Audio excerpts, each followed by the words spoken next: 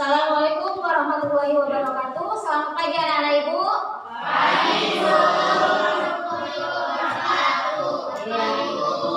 Baik. Gimana kabarnya hari ini? Baik ya. Oke. Hari ini kita belajar biologi. Sebelum kita masuk ke pelajaran biologi, seperti biasa ibu akan mengabsen dulu ya. Azra, Ali, Ayu, Nitasha, Ocha, Silvi, Rita, Rizky, Rosa, Ruth, Talita. Oke, hadir semua ya. Baik, sebelum kita mulai pelajaran hari ini, Cinta, balik ketua kelas, silakan pimpin doa. Sebelum kita belajar, maka kita berdoa terlebih dahulu. Doa dimulai.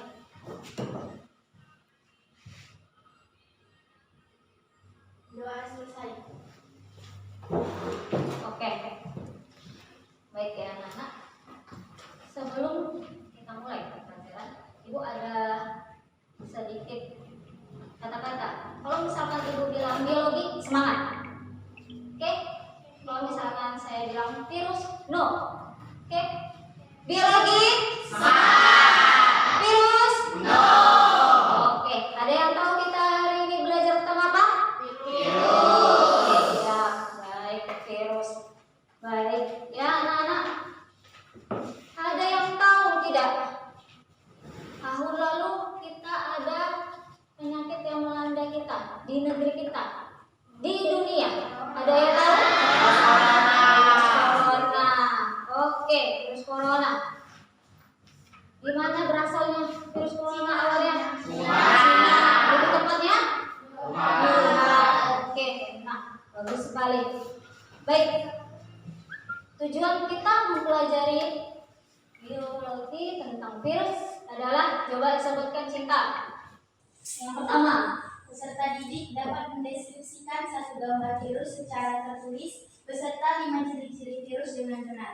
oke, yang kedua, Nurul Indonesia. Peserta didik dapat menyajikan diagram Venn 2, perbedaan dan satu persamaan siklus litik dan isogenik dengan benar. Oke, yang ketiga, Wi. Peserta didik dapat menelaah infografis tentang pencegahan penyebaran virus dengan benar. Oke, iya. Baik, pelajaran hari ini kita akan memakai model PBL. Itu berbasis masalah. Nanti ibu akan menampilkan suatu video, ya.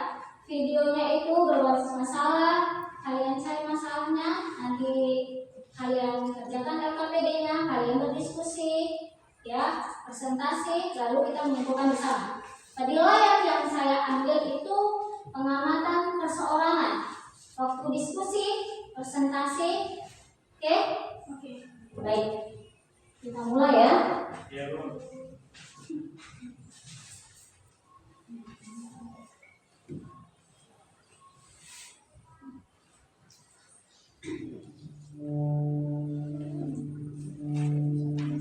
Perang melawan virus corona masih berlanjut. Sampai video ini dibuat, jumlahnya tidak naik sampai segini banyak.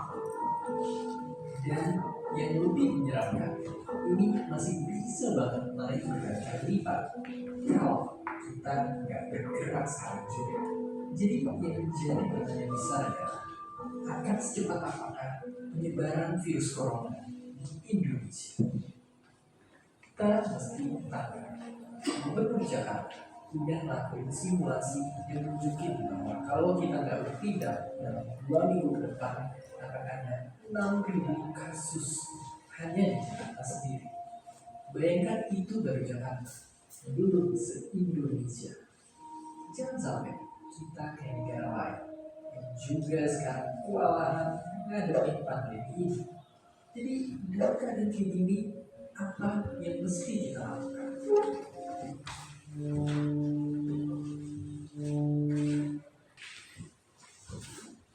Ada yang ingin bertanya tentang video tersebut?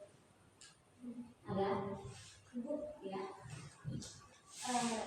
katanya Bu, jumlah pasien corona yang terkena dia terus meningkat. Itu bagaimana bisa terjadi Bu, sampai virus itu bisa yang terserang virus itu bisa semakin naik sekali? Oke, ada yang bisa menjawab? Ada? Pencegahannya gimana? Ada yang bisa menjawab? Ada? Pencegahannya gimana? Kurangnya? Kurangnya apa? Ya, silakan. Dengan jangan menjabat tangan secara langsung, mencuci tangan, kalau habis berpegangan benda-benda yang lain di luar, jaga interaksi di luar. Oke, bagus. Baik, kasih tepuk tangan. Oke. Ya. Baik. Ibu akan membagi anak-anak menjadi 5 kelompok secara heterogen, ya. Silakan nanti bentuk kelompoknya, ya. Kelompok A, Ayu. Yang kedua Ruth, Karin, Rosa. Kelompok B, Hairunisa, Natasha, Ajra, Silvi. Kelompok C, Kesia, Dwi, Naila, Ocha. Kelompok D, Cinta, Rizky, Kela, Nia. Kelompok E, Nadif, Ali, Talita, Rita. Oke, baik, silakan buat kelompoknya. Bentuk kelompoknya.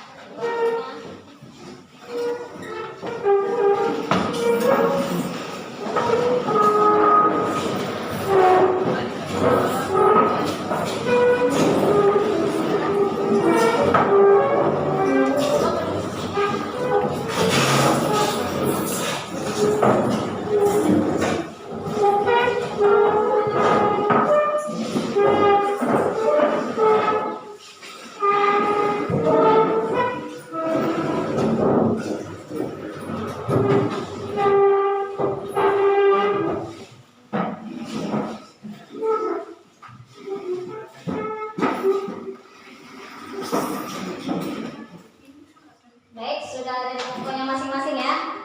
Oke, saya akan membagikan LKPD, lembar kerja peserta didik, ya.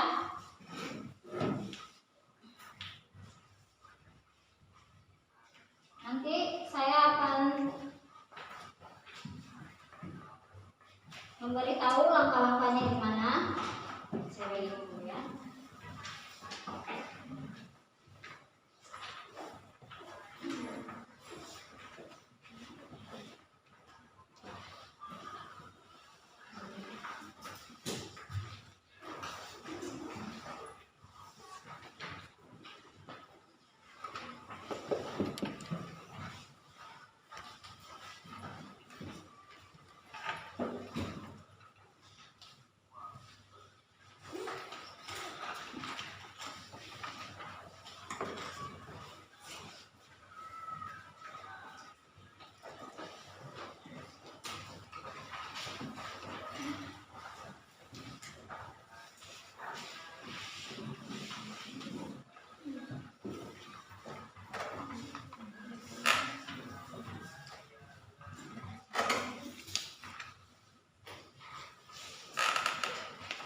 Ada yang kurang?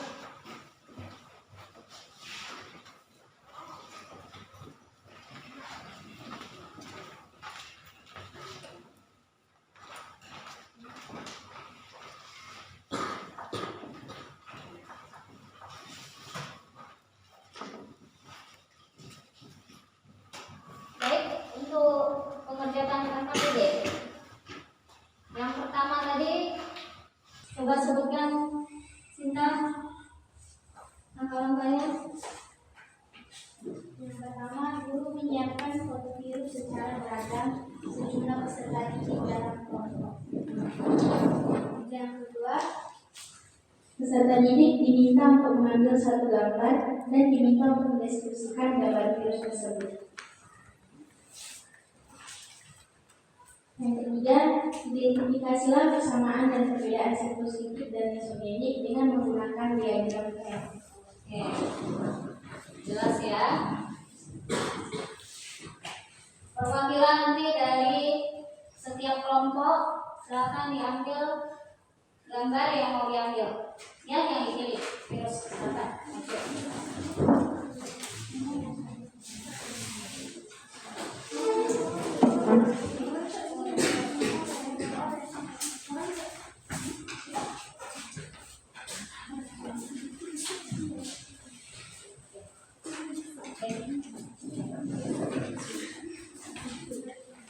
Silakan dikerjakan LKPD-nya. Ya, saya akan dinilai waktu kalian berdiskusi. Silakan kerjakan, saya kasih waktu beberapa menit ya.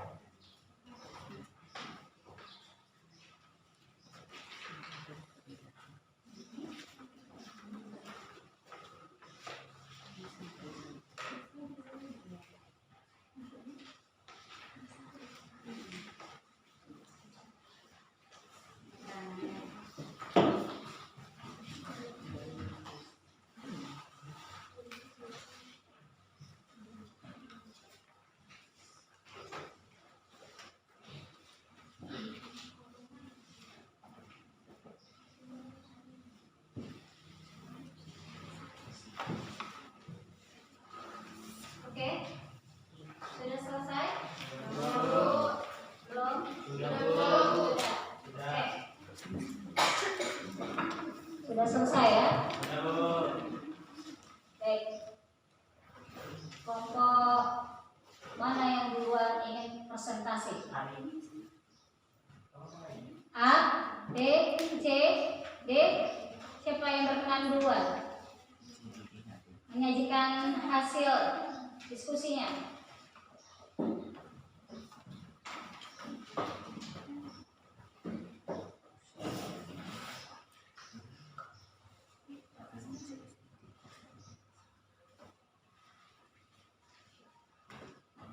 Ya, oke. Bu D belum. Baik, aduh. Silakan kelompok A.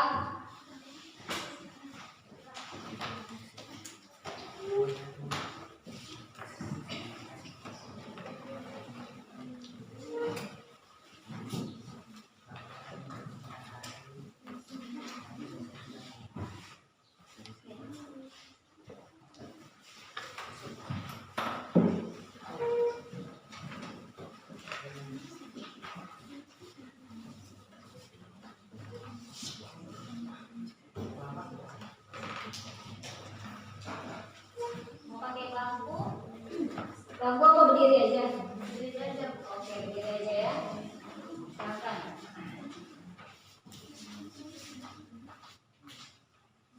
Siang semua.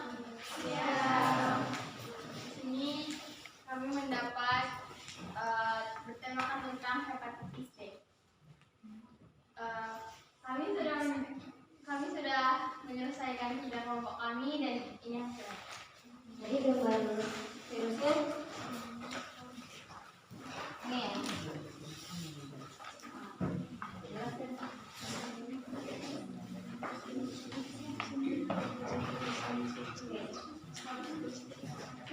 Kalian dari kelompok A. Oke, silakan. Hepatitis B. Karakteristik virus ini adalah memiliki sulbung dan bereplikasi melalui perantara RNA. Transmisi penyebaran virus ini adalah melalui semua cairan tubuh dan dapat ditularkan dari ibu ke janin. Virus hepatitis B atau HBV adalah penyebab penyakit hepatitis B. Virus ini adalah virus DNA dari keluarga Hepatnaviridae yang struktur virus terbentuk dari sirkuler dan terdiri dari 3.200 pasang basah atau partikel bulat 42 nm atau partikel dane dengan lapisan fosfolipid HBS Ag. Oke. Ada lagi?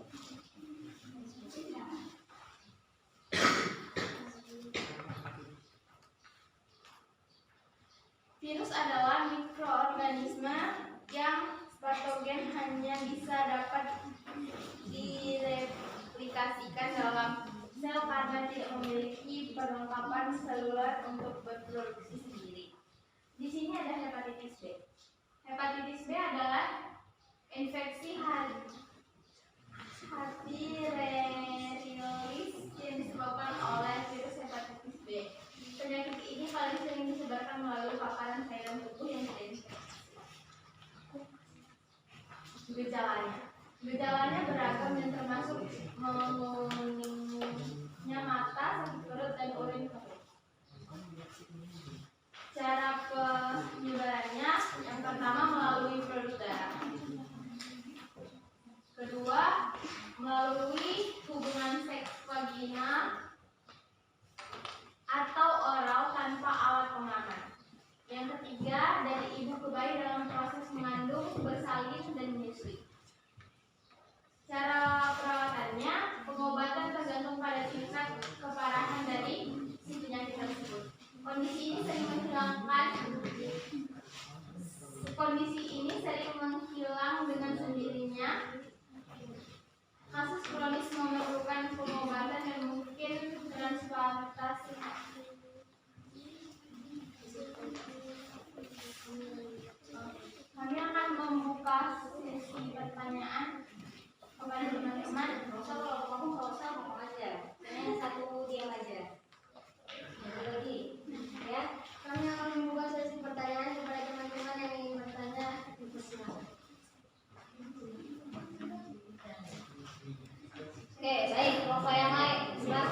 buat sesi pertama. Sesi pertama, silakan. Siapa yang ingin bertanya? Ya, silakan. Perkenalkan, saya Nia Rahmayani dari kelompok D, virus HIV. Saya ingin menanyakan, apa seseorang yang mengidap virus hepatitis B itu bisa punya anak? Bisa punya anak? Bisa. Karena itu hanya sekedar penyakit yang mungkin bisa tertular, tapi itu bukan menjadi penghalang untuk seseorang tidak memiliki anak. Ada yang lain? Silakan. Saya Ali Abdul Khair Jalani dari kelas 10E. Kelompok E. Kelompok E.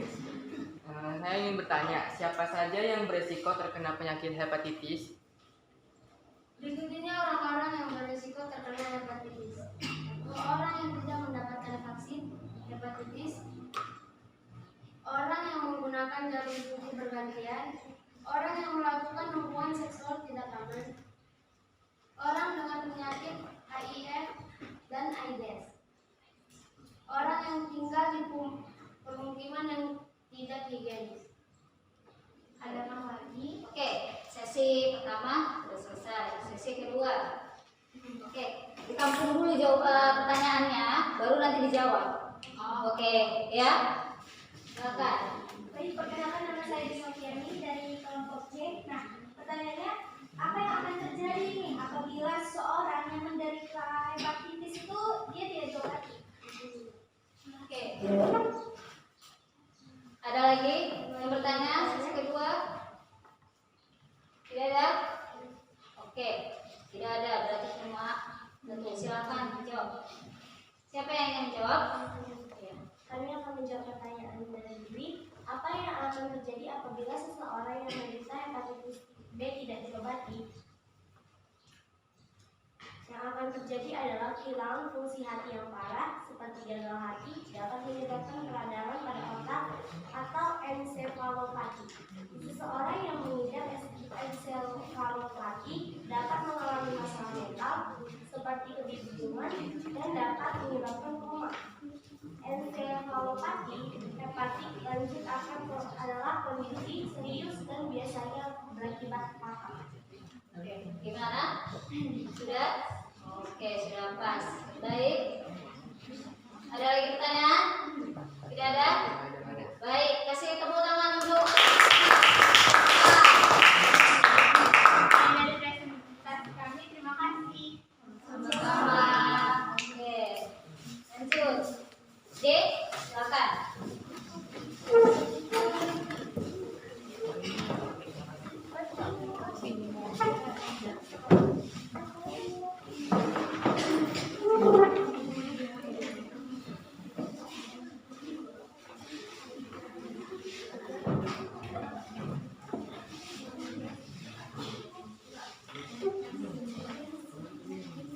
Baik, Assalamualaikum warahmatullahi wabarakatuh.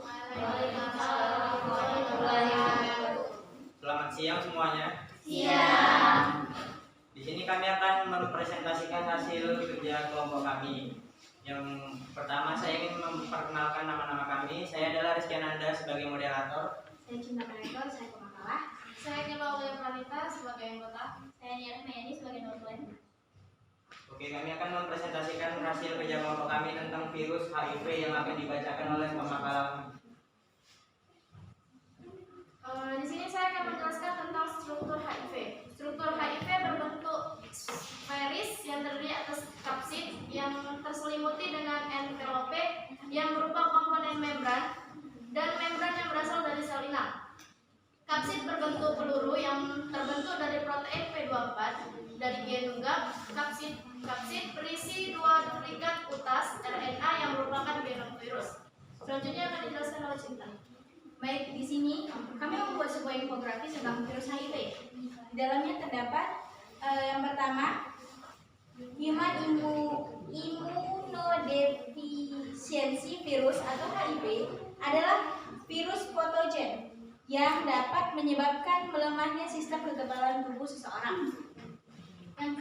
Selanjutnya, penyebab terkena virus HIV adalah melalui hubungan intim yang tidak aman dan bergantian menggunakan jarum suntik yang tidak steril saat memakai narkoba.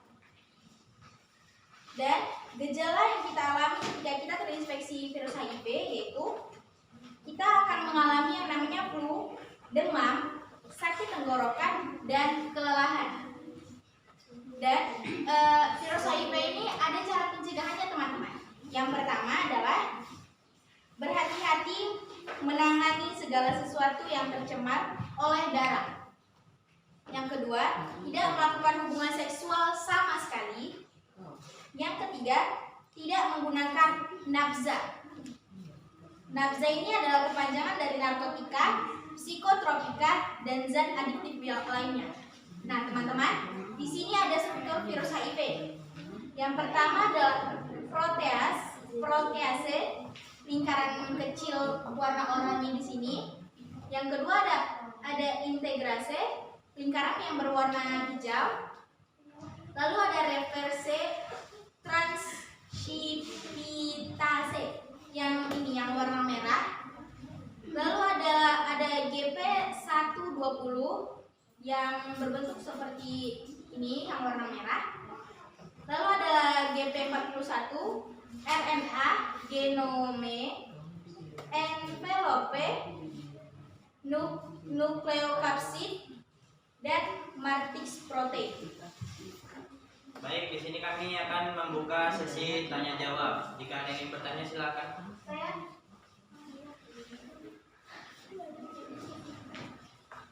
Assalamualaikum warahmatullahi wabarakatuh. Warahmatullahi wabarakatuh. Perkenalkan, saya Hairunisa. Saya di sini ingin bertanya, apa dampak HIV atau AIDS bagi individu dan masyarakat? Ada lagi? Sambung dulu ya.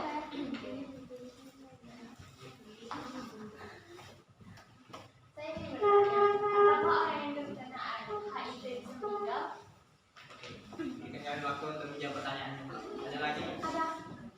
Oke, saya ingin bertanya, kenapa seseorang yang terinfeksi HIV menjadi rentan terhadap berbagai jenis penyakit? Oke. Ada lagi? Baik, di sini saya akan bertanya dari kelompok E. Berapa lama penderita HIV bertahan hidup dengan ARV? Terima kasih atas pertanyaannya. Berikan kami waktu sejenak untuk menjawab pertanyaan kalian semua.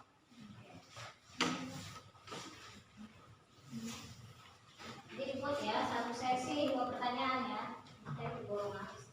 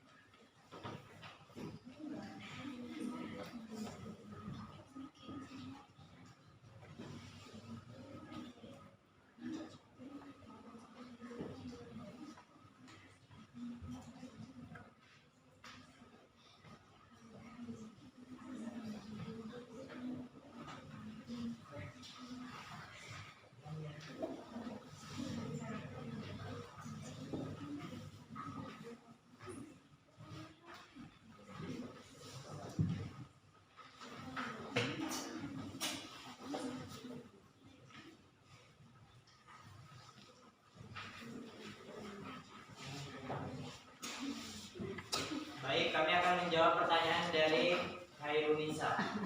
Oke. Yang akan dijawab oleh Nia Ramayani.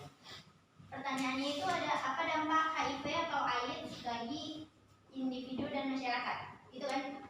Jawabannya itu dampak HIV bagi individu adalah kurangnya akses terhadap kesehatan dan layanan kesehatan, diskriminasi, dan kemiskinan. Dampak HIV bagi masyarakat adalah memicu kemiskinan, meningkatnya tingkat kematian, dan penurunan produktivitas. Gimana?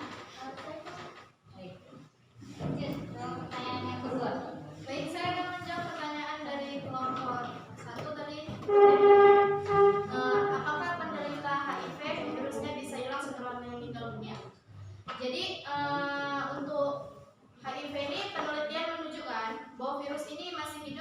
dalam tubuh penderita HIV yang sudah meninggal. Jika jenazah tidak disimpan di dalam lemari pendingin, virus dapat bertahan selama 24 sampai 36 jam setelah meninggal. Sedangkan jika disimpan di dalam lemari pendingin, dapat bertahan hingga 6 hari. Saya foto jawabannya jelas. Baik, saya akan menjawab pertanyaan ketiga dari kelompok Nanda. Kenapa seseorang yang terinfeksi HIV menjadi rentan terhadap berbagai jenis penyakit?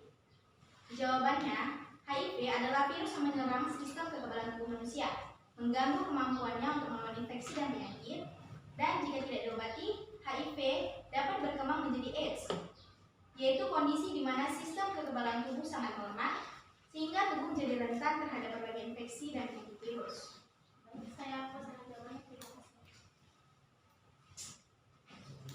Baik, yang terakhir adalah pertanyaan yang keempat dari kelompok E. Berapa lama penderita HIV bertahan hidup dengan ARF? Yang pertama itu ARV adalah kepanjangan dari antiretroviral. Nah, kemudian penelitian ini juga menjelaskan bahwa ekspektasi hidup orang yang memiliki CD4 dan viral load yang baik akan mempertinggi harapan hidup ODHIV. And the result, ODHIV bisa hidup lebih dari 20 tahun dan bisa hidup hingga 35 tahun mengkonsumsi ARV. Oke, baik. Terima kasih. Oke, sekian presentasi dari kami. Assalamualaikum warahmatullahi wabarakatuh. Waalaikumsalam warahmatullahi wabarakatuh. Oke, kasih aku.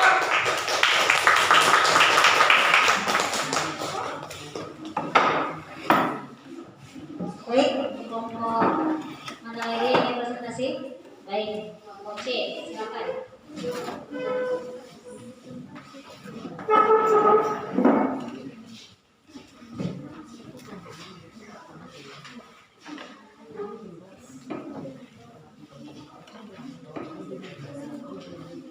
Assalamualaikum warahmatullahi wabarakatuh. Waalaikumsalam warahmatullahi wabarakatuh. Selamat siang semuanya. Kami dari kelompok C akan mempresentasikan hasil diskusi kami mengenai virus varicella zoster atau virus cacar. Nah, sebelum masuk ke materi, saya akan memperkenalkan anggota kelompok saya dulu. Saya Kenza Zahra sebagai moderator, saya Dinoviani sebagai pembahas, Saya Octavia sebagai anggota. saya Naila Saragi sebagai anggota. Langsung saja masuk pada pembahasan. Baik, kita langsung masuk saja ke pengertian virus dari virus varicella zoster. Nah, virus varicella zoster atau biasa dikenal dengan cacar air, ini adalah virus infeksi yang disebabkan oleh virus varicella zoster dan sebagian besar khususnya terjadi pada anak-anak 12 tahun ke bawah dan penyakit ini mudah tersebar. Nah, selanjutnya ada penyebab dari virus ini. Penyebab utama dari cacar air adalah infeksi virus varicella zoster. Virus tersebut dapat menyebar melalui kontak mata langsung dengan ruang. Penularan juga dapat menyebar ketika seseorang dengan cacar air batuk atau bersin dan melalui udara. Selanjutnya ada struktur dari virus cacar air ini. Nah, struktur partikel virus atau virion varicella zoster berukuran 120 sampai 300 mm. Nah, genom virus ini berukuran 125 kb atau kilo basah dan mengandung sedikitnya 69 daerah yang mengkodekan gen-gen tertentu. Selanjutnya, virion terdiri dari glikoprotein, kapsid, amplop atau selubung virus, dan nukleokapsid yang melindungi bagian inti berisi DNA genom tutas ganda. Nah, bagian nukleokapsid berbentuk ikosahedral berdiameter 100 sampai 110 nanometer dan terdiri dari 162 protein yang disebut kapsomer. Nah, virus ini akan mengalami inaktivasi pada suhu 56 sampai 60 derajat Celcius dan menjadi tidak berbahaya apabila bagian amplop atau selubung dari virus ini rusak. Penyebaran virus ini juga dapat terjadi melalui pernapasan.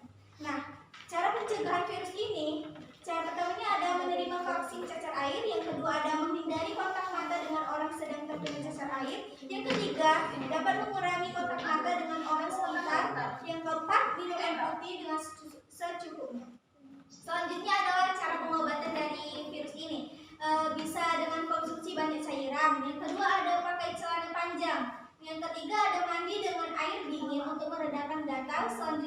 penyakit menggunakan salep atau benih? Nah, langsung saja kami akan membuka sesi tanya jawab. Untuk sesi pertama, adakah yang ingin bertanya?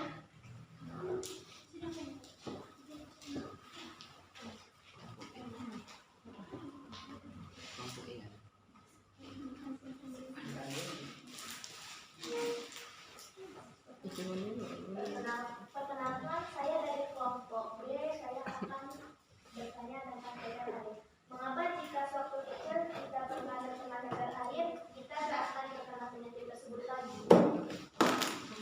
Izinkan kami menunjukkan contohnya. Selanjutnya, pertanyaan yang untuk kedua dalam sesi pertama.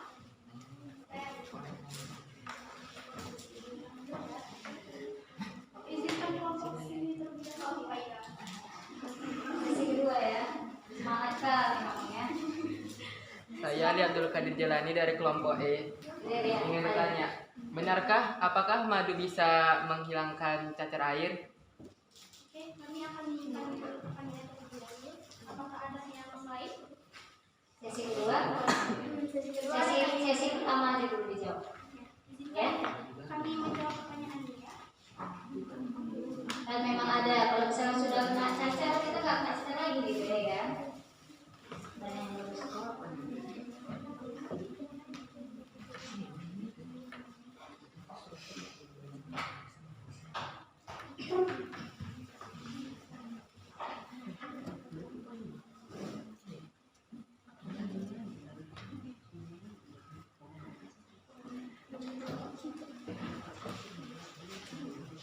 Baik, saya akan menjawab pertanyaan dari kelompok B terlebih dahulu.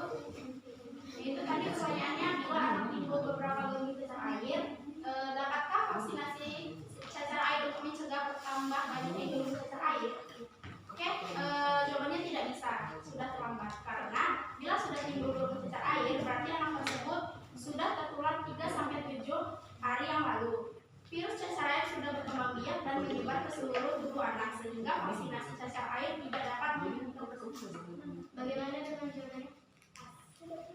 Ini pertanyaan selanjutnya akan disambung oleh Tasya. Saya akan menjawab pertanyaan dari ahli kelompok E. Bila di dalam rumah atau di sekolah ada penderita cacar air, apakah anak lain harus segera divaksin untuk mencegah penularan? Jawabannya, apabila belum lewat 48 jam, anak sehat kontak dengan pasien cacar air, kemungkinan besar anak sehat tersebut dapat dicegah dengan vaksinasi. Cacar air akan tidak tertular. Tetapi bila lebih dari 48 jam, kemungkinan anak sudah tertular virus cacar air tersebut. Kemudian sudah mulai berkembang baik di dalam tubuh anak tersebut.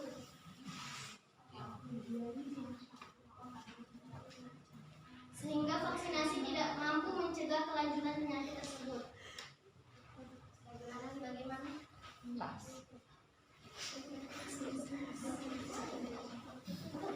Selanjutnya, Untuk sesi kedua, ada yang ingin bertanya?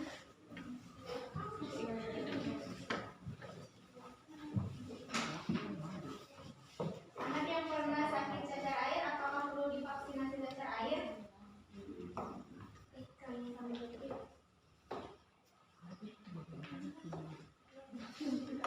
Ada yang ingin bertanya lagi? Adakah yang untuk sesi kedua yang pertanyaan yang ingin bertanya? Ada cukup? Ada? Baik, izinkan saya menjawab pertanyaan dari saudari Nita.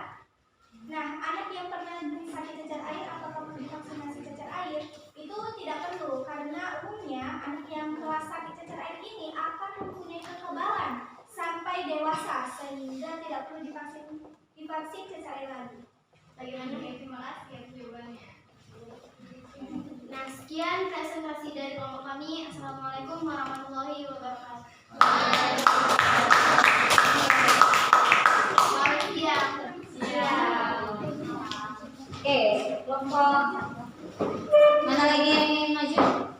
Silakan. Kelompok E. E.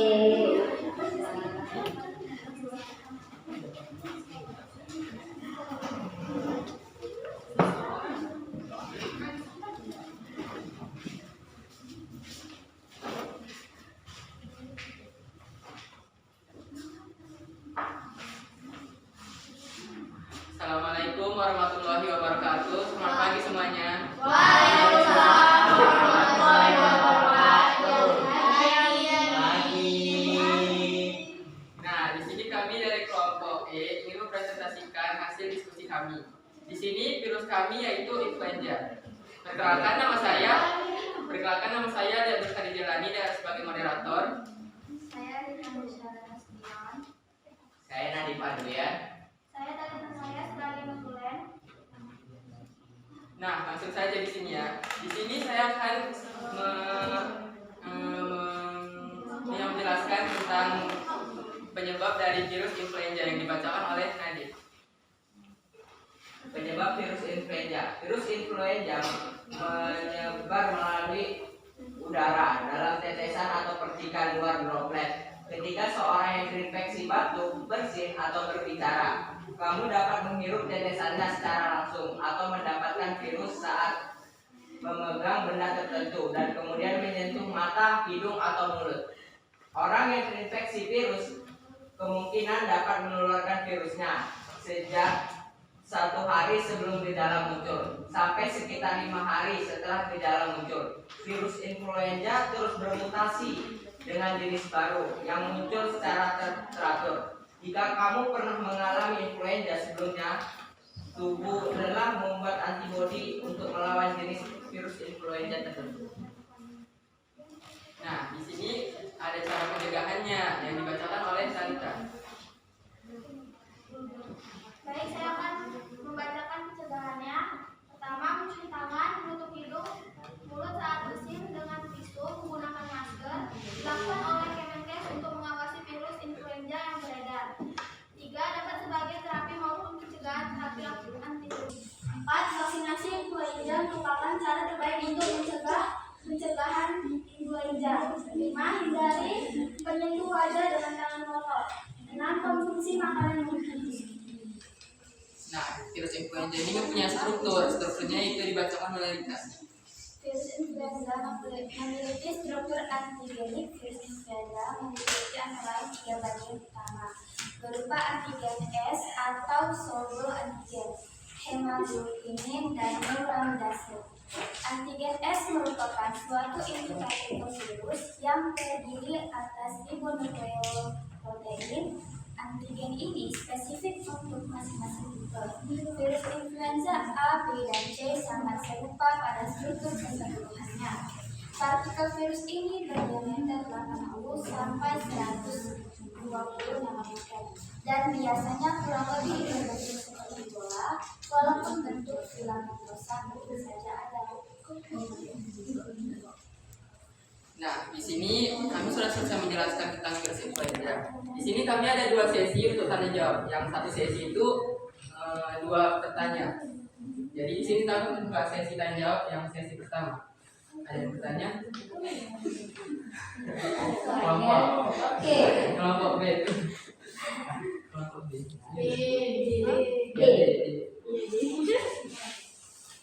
Apa perbedaan antara flu dan pilek?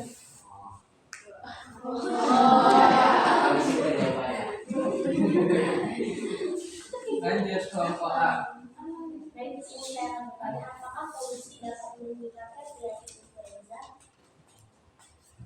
Kami simpan jawabannya. Sebentar kami berdiskusi. Ada lagi sesi 1? Ada lagi sesi 1. Silakan diskusi.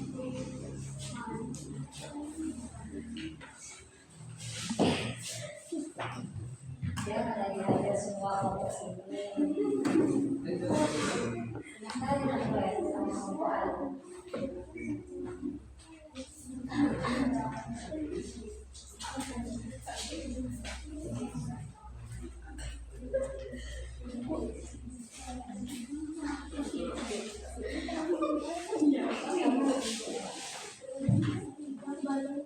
Baik, pertanyaan pertama dari sesi pertama yaitu apa perbedaan antara flu dan pilek? Nah, pertama kita cari tahu dulu apa itu pilek. Pilek adalah suatu gejala yang menandakan adanya masalah kesehatan tertentu, misalnya alergi. Alergi dapat menyebabkan pilek. Sementara itu flu adalah penyakit akibat infeksi virus, dengan pilek sebagai salah satu gejalanya. Ya, mungkin itu yang bisa saya sampaikan. Ada yang kurang? Pas? Perbedaan dari gejalanya itu apa? Biasanya flu bisa disertai dengan batuk, demam, bisa juga terkadang mata merah. Kalau pilek biasanya cuma ingusan. Ingusan dan bersin. Jarang biasanya terkena demam atau batuk. Oke,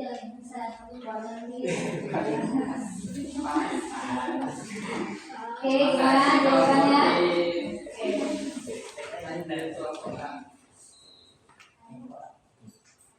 Baiklah, di sini saya akan menjawab dari pertanyaan kelompok A. Apakah polusi dapat menyebabkan influenza? Karena polutan yang kecil itu masuk ke saluran nafas kita dan menimbulkan inflamasi lain. Ini merupakan bahan bakar untuk terjadinya proses yang tidak diinginkan. Nah, di sini saya temukan sesi tanya jawab yang kedua. Ada yang mau bertanya? Kelompok C. Apa gejala seseorang ketika menderita flu baru H1N1? Oke, kami simpan dulu ya. Ada lagi yang bertanya? Saya ingin bertanya, apa perbedaan antara virus H1N1 dengan flu burung? Kita kami berdiskusi untuk sesi pertanyaan kedua.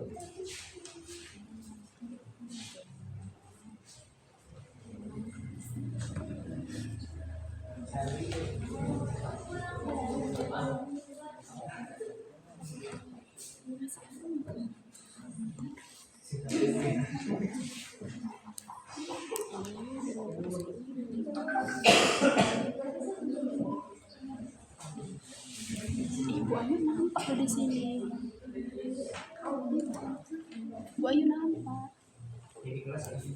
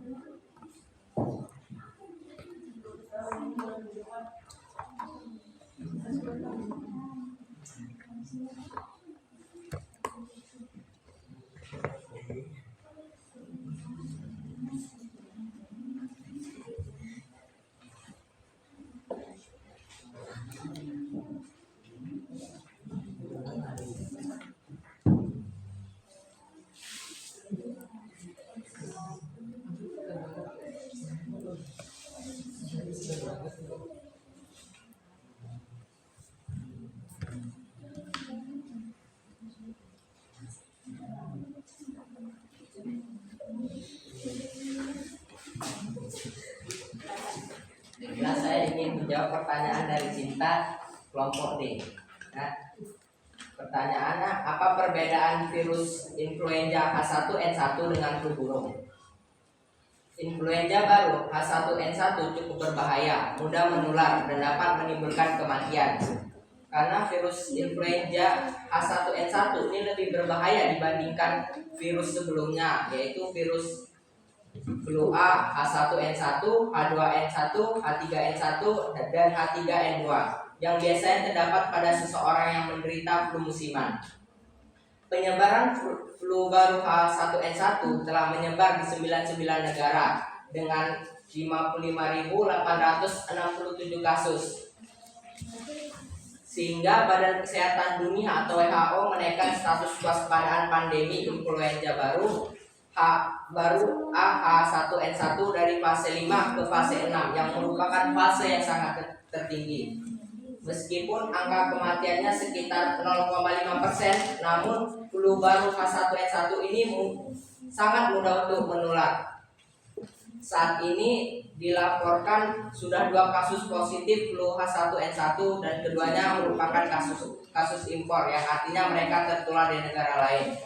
Sedangkan flu burung H5N1 sangat berbahaya. Angka kematiannya melebihi H1N1 yang yaitu sejumlah 80%. Namun saat ini di Indonesia penularan flu burung H5N1 masih sebatas dari unggas ke manusia atau fase ketiga. Saat ini belum ada penularan flu burung H5N1 antar manusia.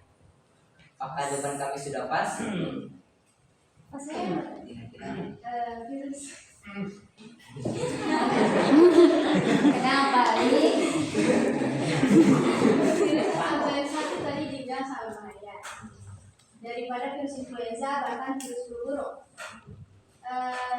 Kira-kira bagaimana bisa virus H1N1 itu bisa lebih berbahaya daripada virus influenza ataupun virus flu burung? Karena virus H1N1 ini sangat mudah menular, hampir seperti corona lah kita bilang kan. Dia sangat cepat sekali menular dibandingkan dengan flu burung. Flu burung jika sudah tertular memang sedikit agak lama, tetapi dia membutuhkan waktu lebih lama lagi untuk supaya sembuh. Lantas jika Tarik nafas semua. Ali dia tarik nafas. Apa tuh, Bu? Oke, jika Nadif mengatakan bahwasanya karena penularannya yang cepat, bahkan seperti virus corona itu menyebabkan H1N1 ini bisa lebih berbahaya. Saya ingin bertanya lagi, bagaimana bisa virus H1N1 ini menular lebih cepat daripada virus influenza atau bahkan flu burung? Kok bisa gitu? Kalau belum bisa menjawab, diskusi dulu. Bisa dicari dari media, handphone, akan diambil. Kalau kurang jelas dari pertanyaannya dicatat menulis. Agak spesial ya kelompok sial ini ya. Iya, Bu. Ini biasa, Bu. Oh ya.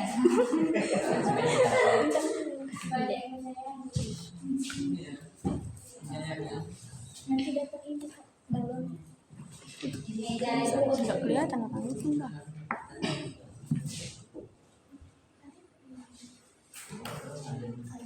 Ngantuk kali lo.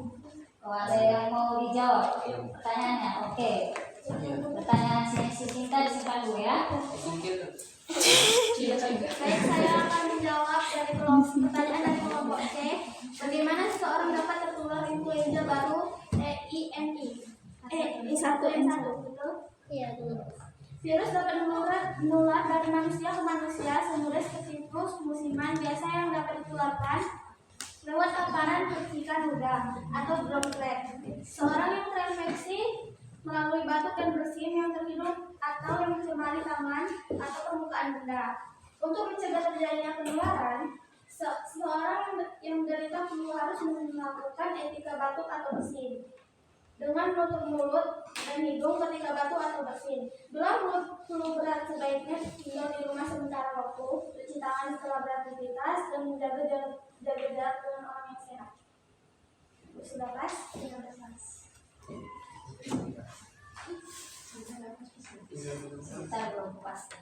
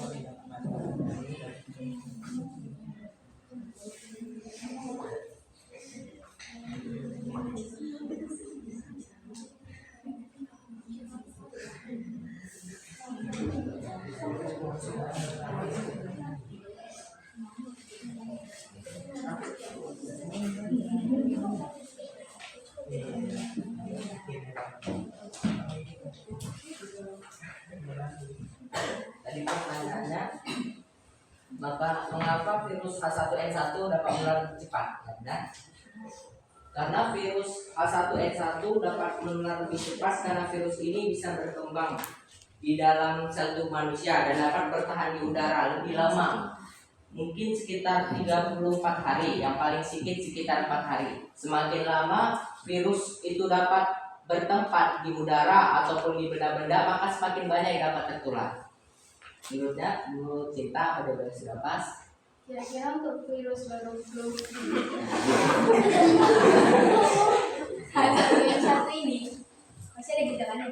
Iya. Gejalanya apa? Gejalanya itu setelah di searching tadi kan, ternyata virus H1N1 ini merupakan flu babi.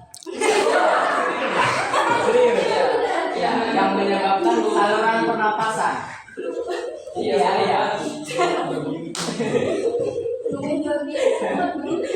Baginya sengaja agak ya. Iya pasti. Jangan.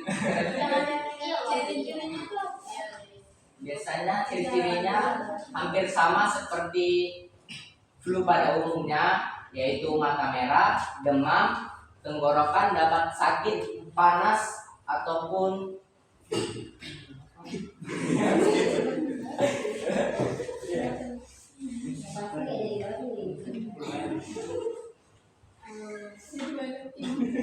mata merah dan hidung berair serta demam yang mungkin bisa tinggi jika tidak segera ditangani.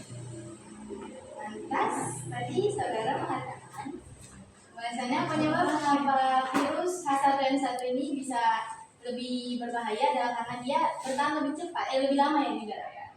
Kok bisa? Dia bertahan lebih lama di udara. Karena dia memiliki ketahanan yang cukup untuk bertahan. Dia bisa Sesuai hukum rimba, yang paling kuat dia yang bertahan. Dia bisa bertahan. Yang paling kuat dia yang bertahan. Udah banyak belum sih yang terkena H1N1 di Indonesia? Banyak. Di Indonesia dari data baru sekitar 2 orang. Virus ini lebih banyak menular di luar negeri. Sejak kapan dia masuk ke Indonesia? Dia nggak pernah Terus kok bisa ada 2 orang yang terkena? karena dia di luar negeri. Terus jawaban tadi, saya bertanya, kira-kira kapan dimulainya penularan akan virus ini ke Indonesia? Namun saudara mengatakan virus ini tidak pernah ke Indonesia. Ali, sejak kapan ya? Ya, gelar. Ali Lara. Kenapa? Kenapa ada di Indonesia? Karena dia nggak punya pesan.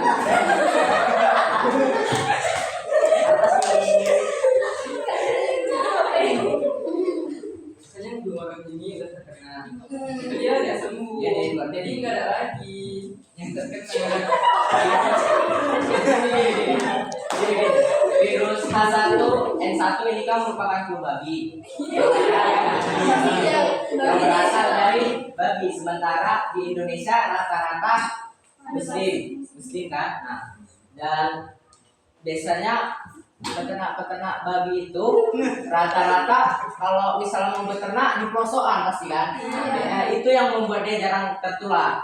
Dan sementara tadi 2 orang tadi itu berasal dari luar negeri, yang kemungkinan luar negeri itu banyak masuk atau babi gitu.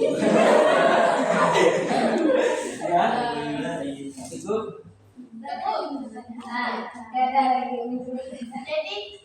Jadi orang memelihara babi kena influenza dong.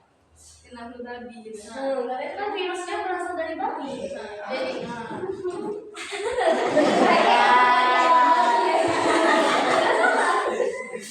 Bukan yang ubah sebagai babi gini.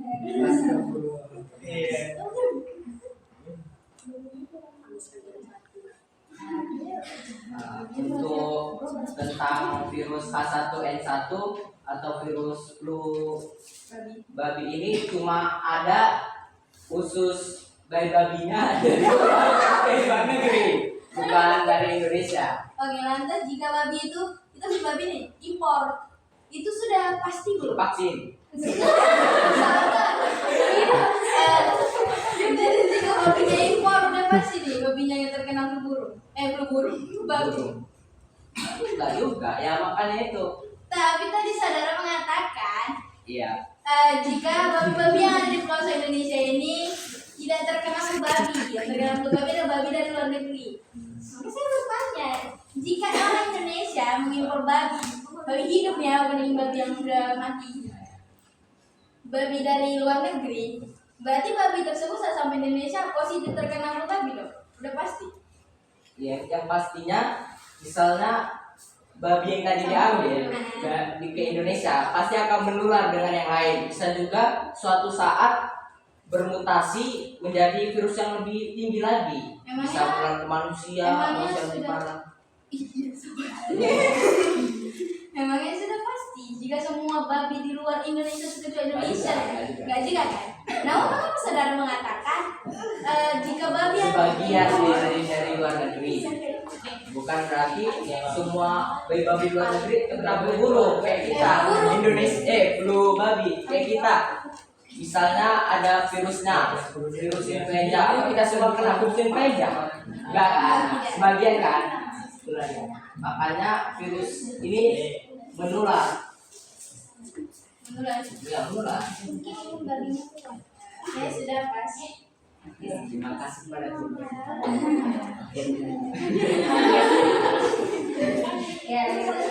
Terima kasih atas kerjasamanya. Oke, ingin pamit undur diri. Assalamualaikum warahmatullahi wabarakatuh.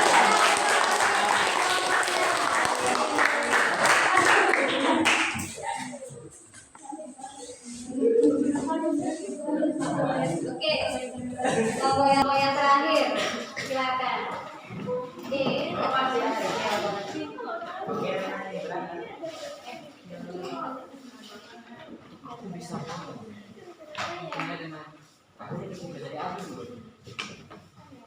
Bacot.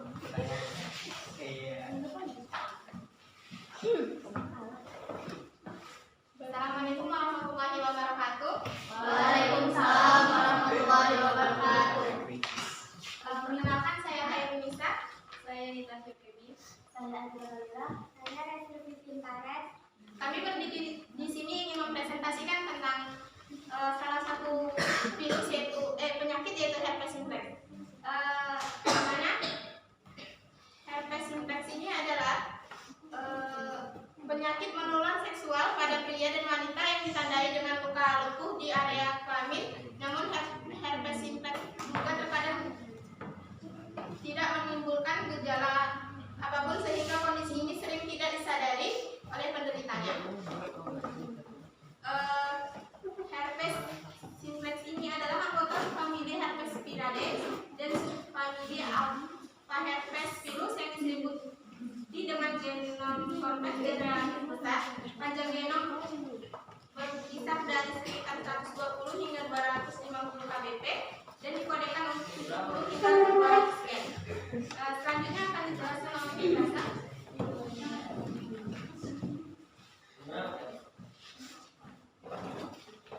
Saya akan menjelaskan tentang gejala herpes simplex.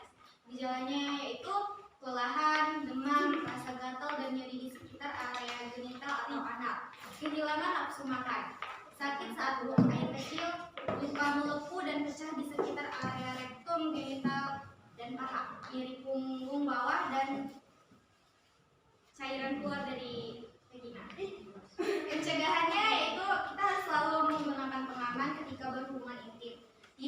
bergonta-ganti pasangan seksual, menghindari faktor pemicunya seperti merokok, minum alkohol, sinar UV, atau menggunakan pakaiannya dan selalu menggunakan pakaian yang longgar. Jika pernah mengidap herpes simplex, sebaiknya diskusikan dengan pasangan mengenai kondisi Anda dan saran pasangan untuk melakukan pemeriksaan agar bisa diobati jika tertular. Selanjutnya akan dijelaskan oleh Adriana ya. Penyebab herpes simplex adalah disebabkan oleh penularan virus herpes simplex HSV melalui sentuhan langsung, misalnya berhubungan intim dengan orang yang terinfeksi. Juga disebabkan karena bergonta-ganti pasangan seksual, daya tahan tubuh lemah, jenis kelamin wanita yang lebih rentan mengalami herpes simplex dibanding laki-laki. Oke, cuman segitu penjelasan kami. Saya akan membuka 2 sesi. Masing-masing sesi saya menerima 2 pertanyaan. Saya membuka sesi pertanyaan. Sesi pertama, siapa yang ingin bertanya? Ya, silakan jawab. Baik, perkenalkan nama saya Bella Aulia Parita, saya dari kelompok D. Jadi saya di sini ingin bertanya tentang apakah orang yang menderita penyakit herpes tidak boleh kena air? Siapa lagi? Ya, silakan. Perkenalkan, nama saya dari Soida, saya dari kelompok A. Saya ingin bertanya, berapa lama harus bisa ambulans? Makasih pertanyaannya. Berikan kami waktu sebentar untuk menjawab di sesi pertama ini.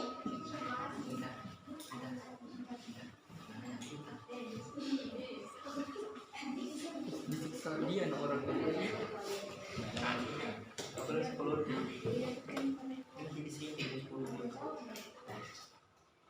Berapa waktu presentasi? 1,5 jam.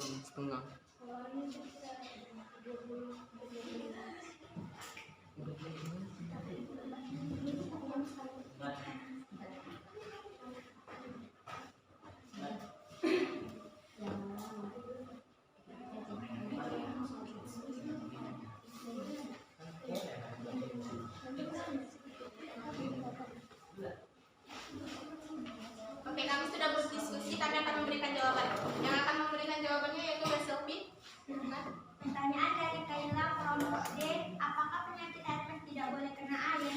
Jawabannya, untuk penyakit herpes tidak ada larangan untuk mandi. Mandi malah diharuskan. Mandilah dengan air dingin kondisi untuk membersihkan kulit dan mengurangi peradangan. Anda bisa kompres dingin pada bagian luar untuk mengurangi gatal dan perih, atau Anda bisa oleskan lotion muka alami menggunakan pakaian yang longgar. Bagaimana dengan jawabannya?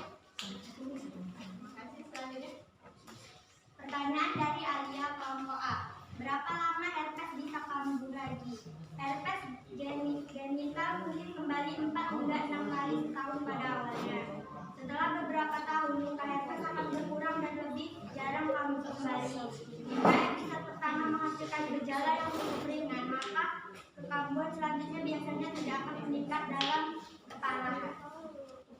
Bagaimana jawabannya? Selanjutnya, saya akan membuka sesi kedua. Siapa yang ingin bertanya? Silakan dibuka. Saya mau bertanya.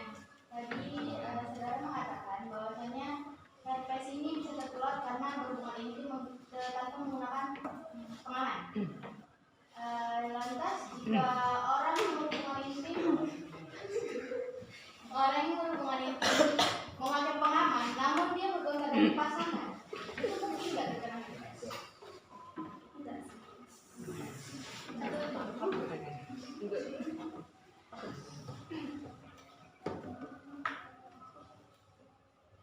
Siapa lagi yang ingin bertanya?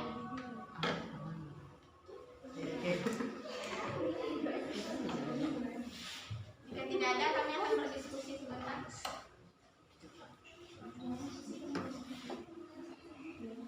Sudah, kami akan berdiskusi.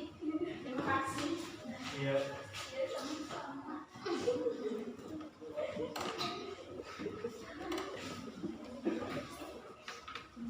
Jadi kelompok B nggak bisa ya?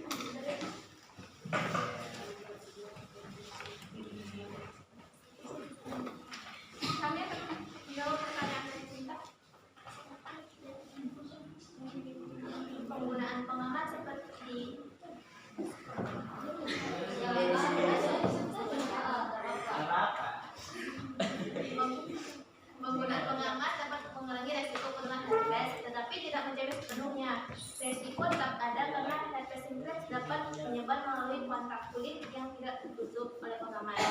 Jika seseorang dengan pasangan, terutama orang yang terinfeksi virus herpes, risiko penularannya masih ada.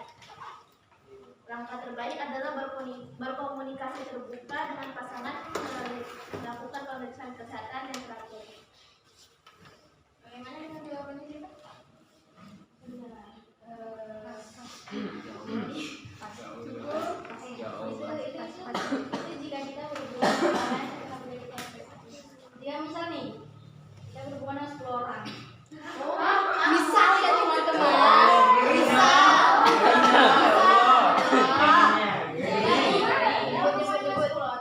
Nah, 10 orang ini bersih dari terkena herpes. Lalu kita waktu kita berhubungan ini menggunakan pengaman ya.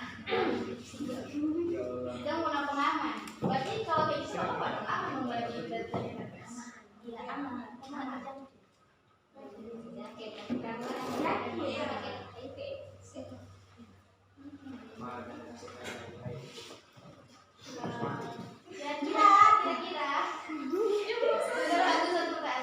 Kira-kira tadi katanya penyakit herpes ini banyak menular di wanita ya? Di wanita. Soalnya wanita itu kan yang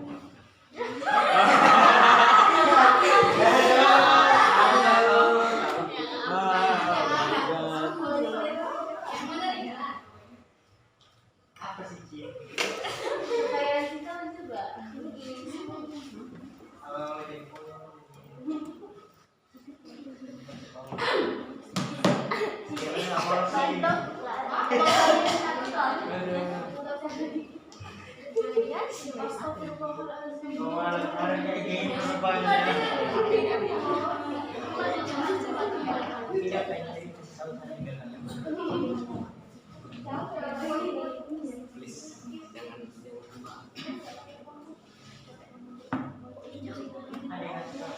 Aku mau bayar.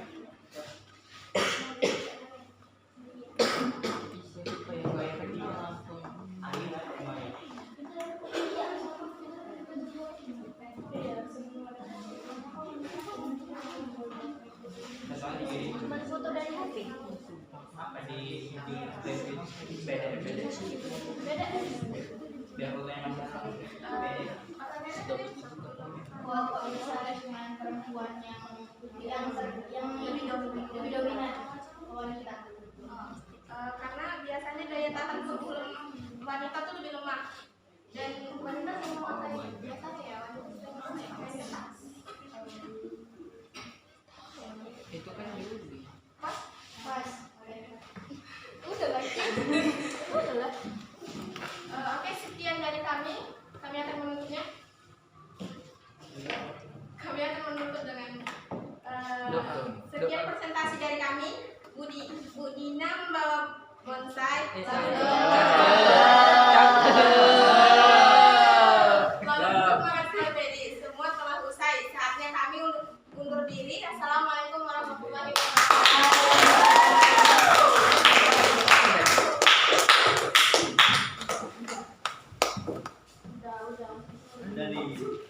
Aku juga ya. Kenapa kali? Berarti mereka semangat sama Ali. Oke. Cinta kan sama Iya. Cinta-cinta lah ya udah. emang Kebalikannya mau membunuh aku. Oke. Semua sudah presentasi ya. ya Bu. Baik. Siapa yang belum? Udah Semua kan? Oke. Baik. Dari presentasi itu apa yang kalian dapat dari pelajaran kita hari ini? Ada yang bisa tahu atau menjabarkan ciri-ciri virus? Ya, Rizky. Silakan Rizky. Ciri-ciri virus itu yang pertama, tubuh virus terdiri atas selubung proton atau kapsid dan bahan inti berupa DNA atau RNA. Oke. Ada lagi? Siapa lagi? Saya paham tentang sama di sudah betul ya. Kita masih Ciri-ciri. ciri-ciri. Oke, Rosa. Kalau semalam bilang dulu ya sih. Berukuran lebih kecil dari bakteri dan dapat dikristalkan. Oke, ada lagi? Ya, Nafi. Memiliki bentuk yang bervariasi atau helikal, polihedral. Oke, ada lagi? Ya, Nisa. Memerlukan asam nukleat untuk berkembang biak. Oke. Ada lagi? Oke, ibu bertanya. Virus itu makhluk hidup atau benda mati? Enggak. Tapi dia berkembang biak kan? Enggak. Kenapa dia dibilang makhluk hidup? Karena dia bereproduksi. Di mana? Dalam sel. Oke. Kenapa dia disebut dengan sel mati atau benda mati? Karena dapat dikristalkan. Oke. Ada yang tahu berapa macam reproduksi virus? Oke, ada titik dan isogenik. Ada yang tahu perbedaan? Bisa menyebutkan perbedaan dan persamaan antara titik dan isogenik. Cinta, silakan. Persamaan titik dan isogenik itu Bu melalui dia sama-sama melalui tahap pelekatan dan penetrasi. Oke. Dia perbedaannya itu sel inang di perbedaan antara titik dan isogenik itu yang pertama sel inangnya pecah dan dilakukan saat tekanan sel inang lemah di titik. Namun di isogenik itu sel inang tidak pecah dan dilakukan saat ketahanan sel inang tinggi. Oke, baik. Yang kalian tahu, yang sudah kita presentasikan tadi, untuk pencegahan virus berarti kita harus hidup seperti apa? Sehat. Terus Menerima vaksin. Vaksin. Terus bersih. Tadi nggak ada yang mirip corona ya? Kalau corona itu merajalela.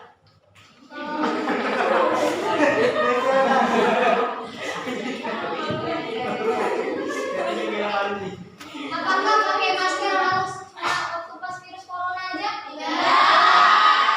Waktu kapan? Waktu Sakit. Berkendara. Oke. Oke. Ada lagi? Sedang sakit, dia tidak tertular. Jika sudah sakit, harus coba jaga jarak, ya. Baik. Berarti anak-anak ibu sudah mencapai tujuan pembelajaran kita hari ini, ya. Performa siapa yang paling bagus? Menurut kalian kelompok mana? Kelompok kami.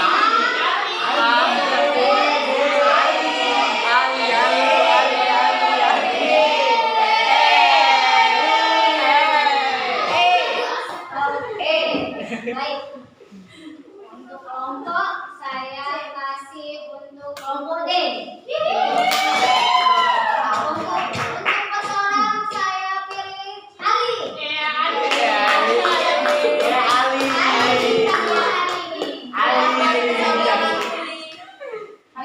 Karena Ali sudah jadi yang baik, ya kan? Nanti Ali akan memimpin doa sebelum kita selesai.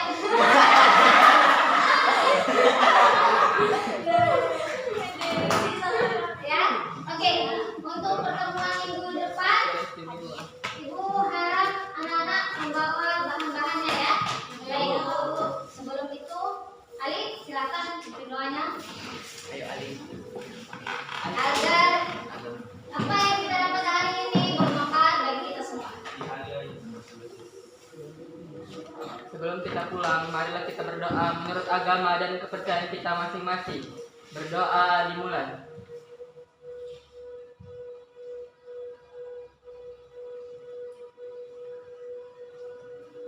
Berdoa selesai. Oke.